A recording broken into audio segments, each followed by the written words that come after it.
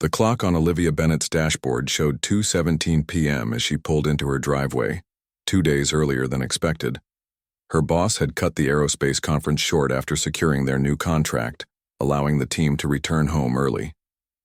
Olivia smiled, imagining the surprise on her husband Nathan's face when she walked through the door.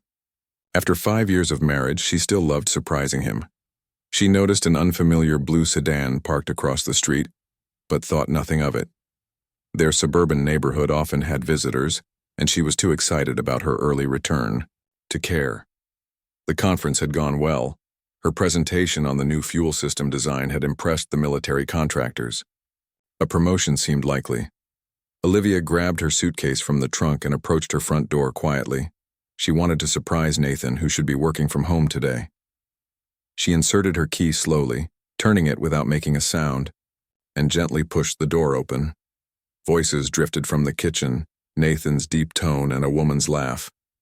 Olivia froze, her happiness fading as she recognized the female voice. Vanessa Moore, Nathan's co-worker from the pharmaceutical company where he worked as a research chemist. Olivia had met Vanessa at company parties and always felt uneasy about how the woman looked at her husband. Nathan had dismissed her concerns, calling her paranoid. Now, hearing their intimate conversation, she realized her instincts had been correct. "She won't be back until Friday," Nathan said. "We have plenty of time." "Are you sure about this, Nate?" Vanessa asked, her voice lower now. "Once we do it, there's no going back." Olivia's heart pounded against her ribs as she silently moved closer to the kitchen doorway, staying hidden behind the wall. "I've never been more sure about anything," Nathan replied. "Olivia's life insurance policy pays triple for accidental death. With her gone, we'll have over $2 million and can start fresh somewhere else." Vanessa sighed. "I just worry about getting caught." "We won't," Nathan said confidently. "I've planned everything carefully. The drug I created leaves no trace. We make it look like an accident in the woods. By the time they find her body, if they ever do, we'll be far away." Olivia pressed her hand against her mouth to stop herself from gasping. Her mind raced. Nathan, her husband of 5 years, was planning to kill her. For money. For another woman. She needed to escape and call the police. Slowly, she backed away toward the front door, but her suitcase bumped against the wall, making a soft thud. The kitchen went silent. "Did you hear that?" Vanessa whispered. Footsteps approached. Panic shot through Olivia as she turned to flee, but she wasn't fast enough. Nathan appeared in the hallway, his face shifting from shock to cold calculation when he saw her. "Olivia." "You're home early," he said, his voice eerily calm. "I was just leaving," Olivia replied, trying to keep her voice steady. "I forgot something at the office." Nathan stepped closer. "No need to rush off. Since you're here, why don't you join us for coffee?" Behind him, Vanessa appeared, her face pale. Their eyes met, and Olivia saw no remorse there, only fear of being caught. Olivia turned to run, but Nathan was faster. He grabbed her arm, his fingers digging painfully into her skin. "Let go of me," she shouted, struggling against his grip. "Vanessa, get the syringe from my bag," Nathan ordered, his voice no longer the one Olivia had loved for years. This was the voice of a stranger. Olivia fought with everything she had, kicking and screaming, but Nathan was stronger. He pinned her against the wall as Vanessa returned with a syringe filled with clear liquid. "Please don't do this," Olivia begged, tears streaming down her face. "Nathan, this isn't you." "Hold her still," Vanessa said coldly, approaching with the needle. Olivia managed to break free for a moment, striking Nathan across the face. He staggered back, surprised by her strength, but recovered quickly. This time his eyes showed no pretense of love, only cold determination. The struggle ended when Nathan slammed her against the wall, dazing her long enough for Vanessa to plunge the needle into her arm. The effect was almost immediate. Olivia's limbs grew heavy, her vision blurred, and though she remained conscious, she could no longer control her body. "Perfect," Nathan said, checking her pulse. "She's awake but paralyzed. She can hear everything we say but can't move or speak. The terror will make it even better." Through dimming senses, Olivia felt them wrap her in a blanket and carry her to Nathan's SUV. They placed her in the trunk, her body limp and unresponsive despite her mind screaming for help. The drive seemed endless. Olivia focused on staying conscious, fighting the drug's effect. She needed to remember everything in case she somehow survived. The turns, the bumps in the road, the sounds outside. Eventually, the smooth pavement gave way to a rough dirt road. The SUV bounced and jostled over uneven ground before coming to a stop. When they opened the trunk, the setting sun cast long shadows through tall pine trees. They were deep in the woods somewhere outside the city. Nathan and Vanessa lifted her out, carrying her deeper into the forest. "Did you bring the box?" Vanessa asked, her voice shaking slightly. "It's already here," Nathan replied. "I built it last weekend when I said I was going fishing." Through half-closed eyes, Olivia saw a shallow hole in the ground with a wooden box inside it. The reality of her situation crashed over her. They were going to bury her alive. "The drug will wear off in about 6 hours," Nathan explained as they lowered her into the box. "By then she'll have used up the oxygen in here. A perfect, untraceable death." Vanessa looked nervous. "And you're sure no one comes out here?" "Positive. This area has strange electromagnetic readings. People avoid it because it messes with their phones and compasses." As they closed the lid, Olivia saw Nathan's face one last time. The man she had loved was gone, replaced by a cold-eyed stranger. They nailed the lid shut, and she heard dirt being shoveled onto the box. Soon the sounds above faded as Nathan and Vanessa finished their grim task and left. Olivia lay paralyzed in the darkness, buried beneath the earth with only a few hours of air. Tears slipped from her eyes as the full horror of her situation settled over her. But deep in the woods beyond her grave, a faint blue light began to pulse. The ground vibrated with a subtle hum that grew stronger as darkness fell. Something was out there. Something not of this world, and it was moving closer to where Olivia lay buried. Darkness surrounded Olivia in her wooden prison beneath the earth. The drug was starting to wear off, returning feeling to her limbs in waves of pins and needles. Her mind cleared enough to understand the full horror of her situation. She was buried alive with limited air by the man she had trusted most in the world. She tried to move her arms, managing only weak twitches at first. As more control returned, she pressed her palms against the rough wooden lid above her. It barely moved, the weight of dirt making it impossible to push open. Panic threatened to overwhelm her, but Olivia forced herself to breathe slowly. Panicking would use up oxygen faster. "Think," she whispered to herself. "You need to think." A soft blue light suddenly filtered through tiny cracks in the wooden box. At first, Olivia thought her oxygen-deprived brain was creating hallucinations, but the light grew stronger, and she felt a strange vibration through the earth around her. The ground above her shifted. Something was digging. Was it Nathan, returning to make sure she was dead? Or some animal drawn to the freshly turned soil? Olivia held her breath, unsure whether to call out or remain silent. The digging sounds grew louder, more purposeful. Then the pressure on the lid lessened as dirt was removed. Olivia heard the nails being pulled from the wood, and her heart raced, with fear and hope. When the lid finally lifted, Olivia squinted against the strange blue light. As her vision adjusted, she gasped. Looming above her was a figure unlike anything she had ever seen. It stood about 7 feet tall with a slender body covered in what looked like a form-fitting silver suit. Its head was larger than a human's, with no visible hair and skin that shimmered with a faint blue tone. Most striking were its eyes, large, almond-shaped and glowing with an inner light that seemed to shift between blue and purple. Olivia wanted to scream but couldn't find her voice. The creature made a series of clicking sounds followed by a low hum. Then it extended a 4-fingered hand toward her. "Human female," it said, the words sounding mechanical yet understandable. "You require assistance." The voice came from a small device on what Olivia assumed was its chest. She stared up at the being, frozen between terror and disbelief. What are you?" she finally managed to ask, her voice hoarse. "I am Kal," the creature replied. "My species is called Ardaxian. Your life signs were fading. I detected your presence while scanning for mineral deposits. Olivia couldn't process what she was hearing. An alien. Here? Had she already died and this was some strange afterlife? You are experiencing shock, Kal observed. This is normal, but we must leave this location. Your oxygen levels are dangerously low, and you require medical attention. Despite her fear, Olivia knew staying in the box meant certain death.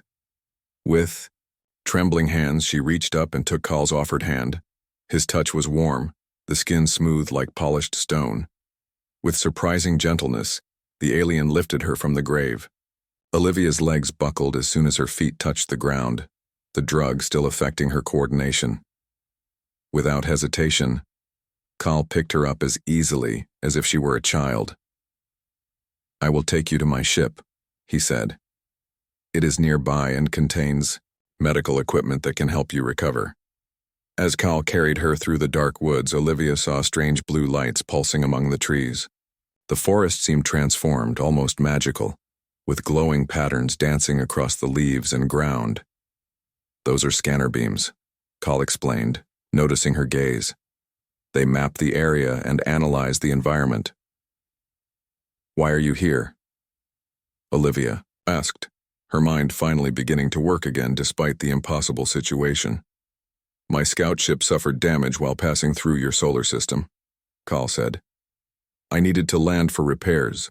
This forested area was chosen because it is isolated from human settlements. They reached a small clearing where a metallic object gleamed under the moonlight. It was not the flying saucer of movies, but more like a teardrop-shaped craft about the size of a small bus. Its surface reflected the moonlight with an iridescent quality. A doorway opened in the side of the craft, revealing a softly lit interior. Kal carried Olivia inside, and the door sealed behind them with a gentle hiss. The inside of the ship was surprisingly spacious, with curved walls and strange symbols glowing on various surfaces. Kal placed Olivia on what appeared to be a reclined seat that adjusted to fit her body perfectly. Please remain still, Kal instructed. This will assess your condition. A beam of light passed over Olivia from head to toe. A series of symbols appeared on a nearby wall, which Kal studied intently. You have been drugged with a synthetic compound, Kal stated. It is still present in your system but breaking down. I can accelerate the process. Olivia nodded weakly, still not fully believing what was happening. Kal pressed something against her arm, and a warm sensation spread through her body. Almost immediately her head cleared, and the heaviness in her limbs faded. Thank you, she said, sitting up slowly. You saved my life. Why were you buried? Kal asked, his large eyes fixed on her with obvious curiosity. Olivia's momentary relief vanished as the memory of Nathan and Vanessa's betrayal flooded back. Tears welled in her eyes. My husband and his lover tried to kill me, she explained, her voice breaking. For money. They think I'm dead or dying. Kal made a series of clicks that the translator didn't convert. Humans harm their own pair-bonded partners? This is not logical. No, it's not, Olivia agreed bitterly. Nothing about this makes sense. She looked around the alien craft, still struggling to accept her new reality. What happens now? Will you report me to your leaders? Take me for study? Kal's head tilted slightly. My mission does not include human specimen collection. Our directive is to observe and record, not interfere with developing species. By rescuing you, I have already violated protocol. Then why did you save me? Olivia asked. Because allowing sentient life to end when intervention is possible contradicts Ardaxian ethical principles, Kal replied simply. Even violated protocol does not justify ignored suffering. For the first time since discovering Nathan's betrayal, Olivia felt a glimmer of hope. This alien, this stranger from beyond the stars, had shown more humanity than the man she had married. What will you do now? She asked. Repair my ship, Kal said. It should take approximately 3 of your Earth days. Then I must return to my mission. Olivia nodded slowly, her mind working through the implications. And me? What about me? That, Kal said, is a decision you must make. But first you must rest and recover. Tomorrow we can discuss your options." As exhaustion overwhelmed her, Olivia realized she had been given a second chance at life by the most unlikely savior. Whatever came next, she would face it with the same strength that had helped her survive being buried alive. Olivia woke to the soft hum of unfamiliar machinery. For a moment she thought she was back in her bedroom, and the events of the previous day had been a nightmare. Then she opened her eyes to the curved ceiling of Call's ship, and reality crashed. Eck. She sat up slowly, surprised to find herself feeling stronger than expected. The bed, or whatever it was, had adjusted to her body during sleep, supporting her perfectly. Nearby, Call was working with tools she didn't recognize on a panel of blinking lights. "You are awake," Call noted without turning around. "Your vital signs have improved significantly." "How long did I sleep?" Olivia asked, running a hand through her tangled hair. 14 Earth hours, Call replied. "Your body needed time to remove the chemical your mate injected." Olivia winced at the word mate. "He's not my mate anymore," she said firmly. "He lost that right when he tried to kill me." Call turned to face her, his large eyes studying her with obvious curiosity. "Humans form permanent bonds, yet they can be broken by betrayal. Interesting. Don't Ardaxians have relationships?" Olivia asked, finding it easier to talk about alien customs than think about Nathan's betrayal. "We form connections based on compatible thought patterns and shared purpose," Call explained. "But we do not experience love or hatred as humans do. Our bonds are different." Olivia nodded, trying to imagine a civilization without love or hate. It seemed both peaceful and empty. "I need to see what's happening," she said suddenly. "Nathan and Vanessa will be covering their tracks, maybe reporting me missing. I need to know what they're doing." Call made a series of clicks that his translator didn't convert. Then he moved to another panel on the wall and touched several symbols. A large section of the wall shimmered and transformed into what looked like a screen. "This can access your human information networks," Call explained. "What do you wish to see?" "Local news first," Olivia suggested. "And then my home security system if possible." The screen flickered, and a familiar local news channel appeared. Olivia's breath caught when she saw her own picture on the screen. The reporter was mid-sentence. "Reported missing by her husband yesterday evening. Nathan Bennett states that his wife never returned home from her business trip as scheduled. Police are asking anyone with information about Olivia Bennett's whereabouts to come forward." "He's lying," Olivia said, anger rising in her chest. "He's pretending I never came home." "Your species often speaks untruths," Call observed. "It makes communication inefficient." "Can you access my home security cameras?" Olivia asked. "I installed them myself. They upload to a cloud server." Call worked with the panel for a few moments. "I need access information," Olivia provided her login details, and soon the screen showed her home. The cameras cycled through different views: living room, kitchen, front door, backyard. Everything looked normal until the camera showed the master bedroom. There, Nathan sat on the bed, talking to a police officer while Vanessa stood nearby, her hand resting supportively on Nathan's shoulder. "He's playing the worried husband," Olivia said bitterly. "And she's the supportive friend. It's disgusting." The officer was taking notes as Nathan spoke. Though there was no sound, Olivia could read the fake concern on her husband's face. She had once thought that expression was genuine love. "I need to hear what they're saying," she said. Call touched another symbol, and suddenly sound filled the ship. "Last spoke to her Wednesday morning before her presentation," Nathan was saying, his voice breaking slightly. "She was excited about how well it went. She was supposed to fly back Friday, tomorrow, but now I don't know if she even made it to the hotel that night." "And you've tried calling her cell phone?" the officer asked. "Countless times," Nathan said. "It goes straight to voicemail."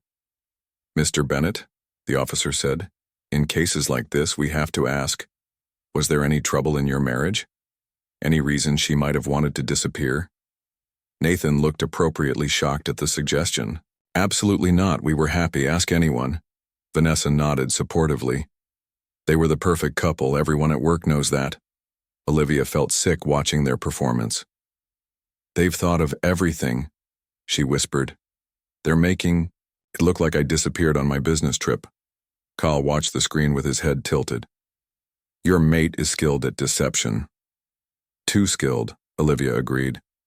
Wait, can you go back to the news? I want to see what else they're saying. The screen changed back to the news channel, which was now showing a reporter standing outside Olivia's workplace. Colleagues at Aerodyne Systems describe Olivia Bennett as a dedicated and brilliant engineer.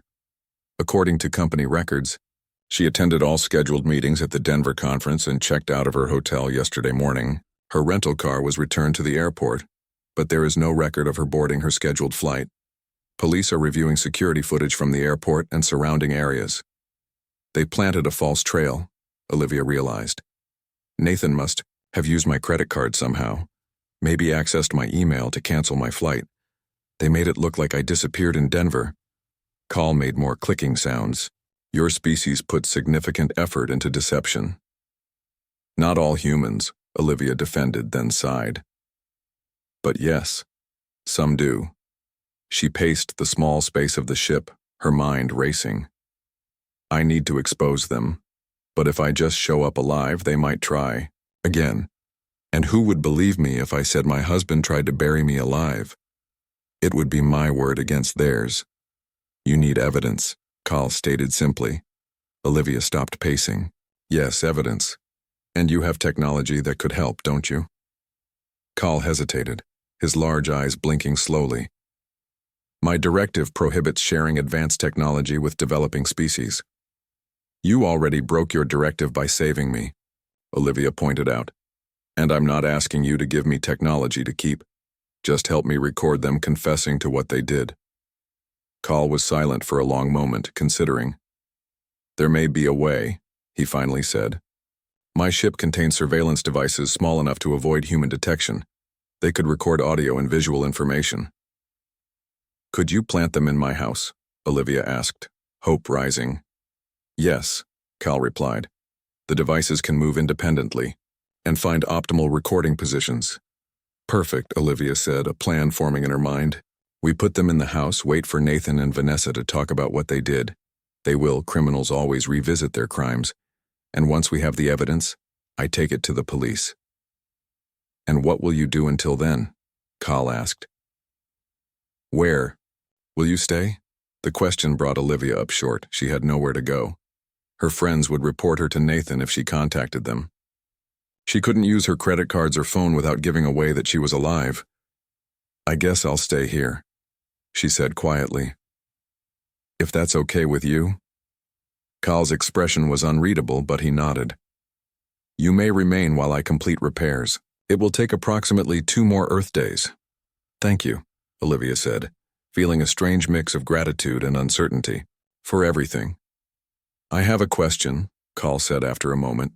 If your mate was willing to end your life, why do you wish to return to your society? Would it not be safer to leave this place? Olivia thought about it. I could run, she admitted. Start over somewhere new. But then they win. They get away with trying to murder me and they get all my money. I won't let that happen. I need justice. Carl made a sound that might have been approval.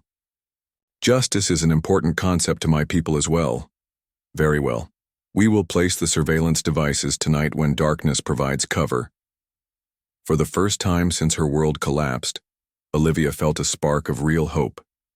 With an alien's help, she would expose the truth and reclaim her life. Night fell over the suburban neighborhood where Olivia had once felt safe. Carl's ship hovered silently above her house, hidden by what the alien called a visual deflection field. Olivia watched through the viewing screen as Nathan's car pulled into the driveway.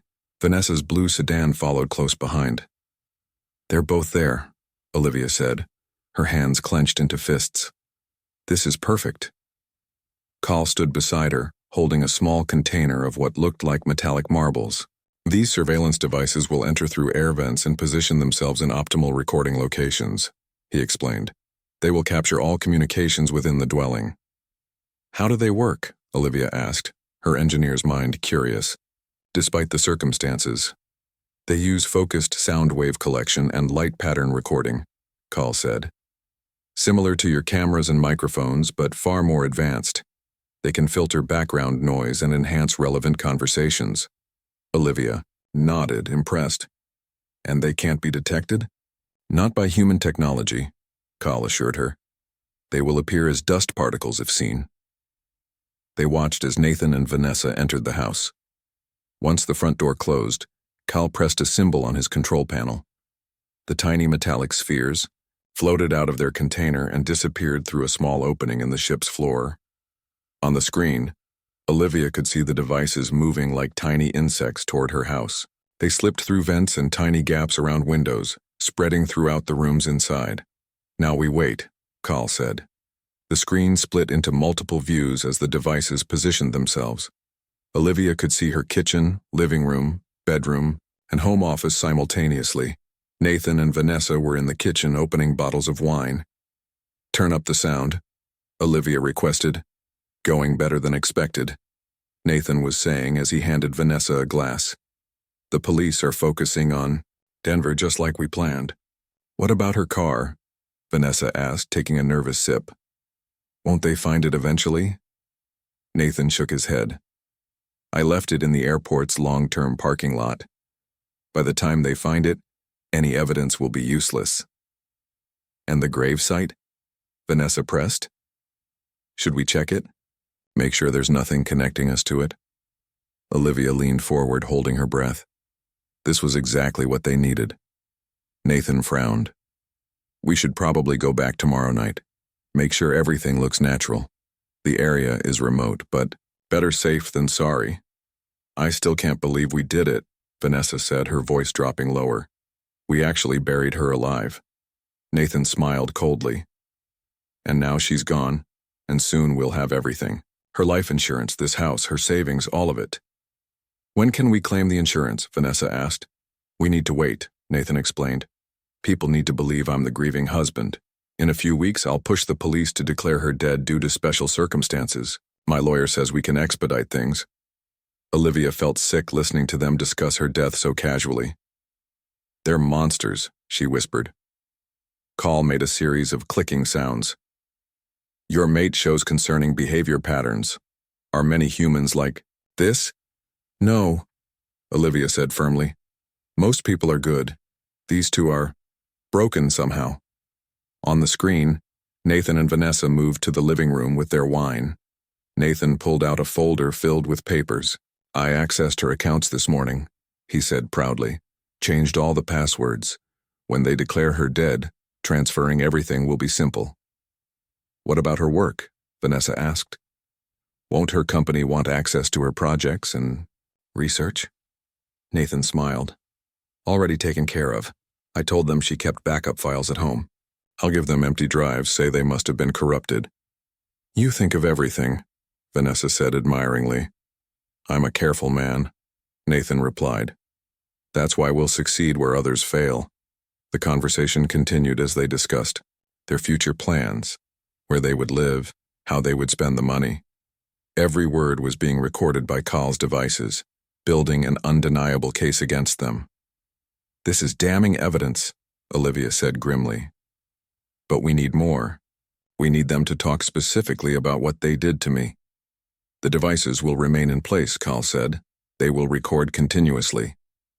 Good, Olivia nodded. And tomorrow we'll follow them to the gravesite. Record them there too. Your plan is logical, Call approved. But there is risk. If they see you, they won't, Olivia assured him. Your ship can stay hidden, right? Yes, Cal confirmed. The visual deflection field makes us undetectable to human eyes. Then, we'll watch them from above, Olivia said. Get everything on record. As Nathan and Vanessa continued to plot in her former home, Olivia turned away from the screen. She wandered to another part of the ship where Cal had been making repairs. How is your work going? She asked, needing to think about something else.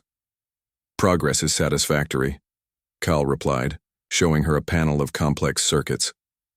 The main propulsion system is now functional. Only minor calibrations remain. So you'll be leaving soon, Olivia said, feeling a strange sadness at the thought.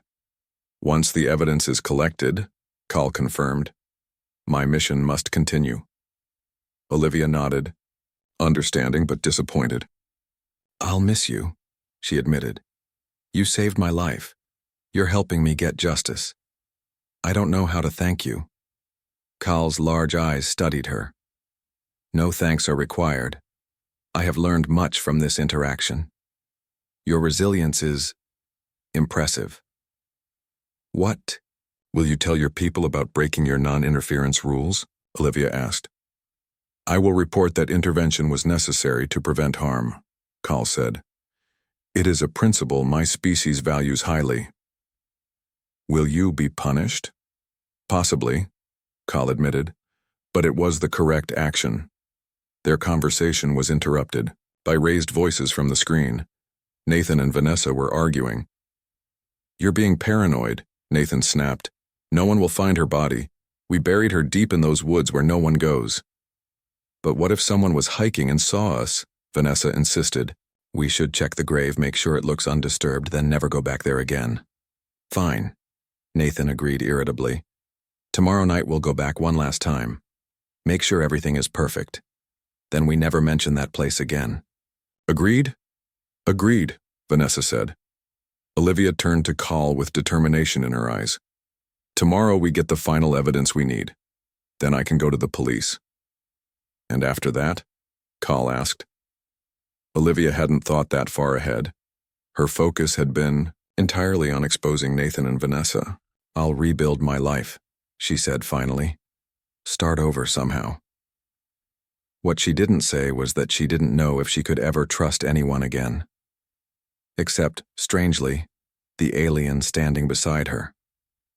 Rest now, Cal suggested. Tomorrow will require focus and careful timing. Olivia nodded, glancing one last time at the screen where her husband and his lover continued their plotting. Soon they would face justice for what they had done. And maybe then she could find peace. The next evening, Cal's ship hovered silently above the dark forest. Below, headlights cut through the trees as Nathan's SUV bumped along the dirt road. Olivia watched through the viewing screen, her heart pounding as the vehicle approached the spot where she had nearly died. They're going to the grave, she said quietly, just like they planned. Cal adjusted the controls, keeping the ship perfectly positioned above the clearing. The recording devices are active, he confirmed. All evidence will be captured. On Cal. The screen, Nathan and Vanessa got out of the SUV. Nathan carried a shovel while Vanessa held a flashlight. They looked nervous, constantly glancing around the dark woods. I still think this is unnecessary, Nathan grumbled as they walked toward the burial site. No one comes out here. Better safe than sorry, Vanessa insisted. We need to make sure. The grave looks natural, like undisturbed ground. They reached the spot where they had buried Olivia. The disturbed earth was still visible, though leaves had begun to cover it. See? Nathan said, pointing. Nature's already hiding it. Another week and no one would know anyone dug here. Vanessa shined her flashlight around the area. The box was secure, right? She couldn't have gotten out even if the drug wore off? Impossible, Nathan said confidently. I built it solid and nailed it shut. Even if she woke up, she would have used up the oxygen within hours. Olivia is dead, and once they declare her dead officially, we get everything, Vanessa smiled. Exactly, Nathan nodded. Her life insurance pays triple for accidental death. $2 million this house, her savings, all ours. I can't believe how easy it was, Vanessa said, lowering her voice. Drug her, drive her out here, bury her alive, no one suspects a thing. Nathan laughed coldly. The perfect crime. Now help me spread these leaves around to make it look more natural. Olivia felt sick watching them casually discuss her murder while standing on what they thought was her grave.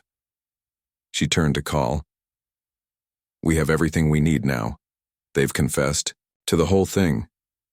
The evidence is conclusive, Cal agreed. What is your next action? I need to take this to the police, Olivia said firmly, but I'll need a copy of the recordings in a format they can understand. Cal worked with his control panel for a moment. I can transfer the recordings to your Earth technology. A small data device would be sufficient. A flash drive, Olivia nodded. I have one in my purse, which is still in my car, wherever Nathan left it. I can locate your vehicle, Cal offered. My scanners can search for specific objects. Do it, Olivia said. We need to move quickly. While Nathan and Vanessa finished covering the empty grave with leaves and branches, Cal's ship moved silently away from the forest. Using Olivia's description of her car, his scanners swept the city until they found it in the airport's long-term parking lot, just as Nathan had mentioned. Your vehicle is located, Cal reported. We can retrieve your belongings. The ship descended, under cover of darkness hovering above Olivia's car. Using a beam of blue light, Cal extracted her purse through the car window without damaging anything. Amazing. Olivia breathed as her purse floated up into the ship. She quickly found her flash drive and handed it to Cal, who connected it to his control panel. Transfer complete, he announced moments later. All recordings are stored in a format your authorities can access. Perfect, Olivia said, clutching the small device. Now I need to get to the police station without being seen by Nathan or Vanessa. Cal's large eyes studied her thoughtfully. I can transport you there, he offered, though I must maintain visual concealment. That would be perfect, Olivia said gratefully. Thank you. As the ship moved toward the city, Olivia prepared herself, mentally, for what was to come. She would need to explain her disappearance without revealing Cal's existence. No one would believe her if she mentioned an alien rescue. I've been thinking about what to tell the police, she said. I'll say I escaped from the grave on my own, that the box had weak spots and the drug wore off faster than Nathan expected. I hid in the woods afraid to come home because I knew they would try again. A logical deception, Cal approved. Simple explanations are often most believable. The ship stopped near the police station, landing in a darkened park across the street. Before leaving, Olivia turned to Cal. This is goodbye, isn't it? She asked softly. My repairs are complete, Cal confirmed. I must return to my mission. My people will be searching for me. I understand, Olivia said, feeling a lump in her throat. I'll never forget what you did for me. And I will remember you, Olivia Bennett, Cal replied. Your species has great potential despite its flaws. An idea suddenly formed in Olivia's mind. What if I didn't go back? She asked. What if I went with you instead? Cal's head tilted. With me? To space? Yes, Olivia said, surprising herself with how right it felt. There's nothing left for me here. My husband tried to kill me. My career is based on lies now. I could start over somewhere completely new. It would violate countless protocols, Cal said slowly. No human has officially made contact with my species. But you've already broken protocols to save me, Olivia pointed out. And I'm an aerospace engineer. I could be useful. I could learn, help you understand humans better. Cal was silent for a long moment. It would be unprecedented, he finally said, but not impossible. My people value knowledge exchange. A human perspective could be valuable. Hope blossomed in Olivia's chest. Then let me deliver this evidence to make sure Nathan and Vanessa are punished. After that, I could leave, with you, a new life among the stars. You would leave your world behind? Cal asked. Your entire species? Olivia thought about what awaited her on Earth, painful questions, court cases, rebuilding from nothing. Then she thought about the wonders Cal had described, entire worlds, waiting to be discovered. Yes, she said firmly, I would. Then I will wait here, Cal decided. Complete your task. When justice is secured, return if that is still your wish. Olivia nodded, tucking the flash drive safely in her pocket. She stepped out of the ship and walked toward the police station, determination in every step. Inside, the desk sergeant looked, up in shock as she approached. Ma'am, are you Olivia Bennett, the missing woman? Yes, Olivia said firmly. And I need to speak to a detective immediately. My husband tried to murder me. I have proof. Within hours, Nathan and Vanessa were arrested at Olivia's house. The evidence was irrefutable, their own words condemning them. As dawn broke, Olivia slipped away from the chaos of police stations and questions. She walked quietly to the park where Carl waited. The ship door opened as she approached.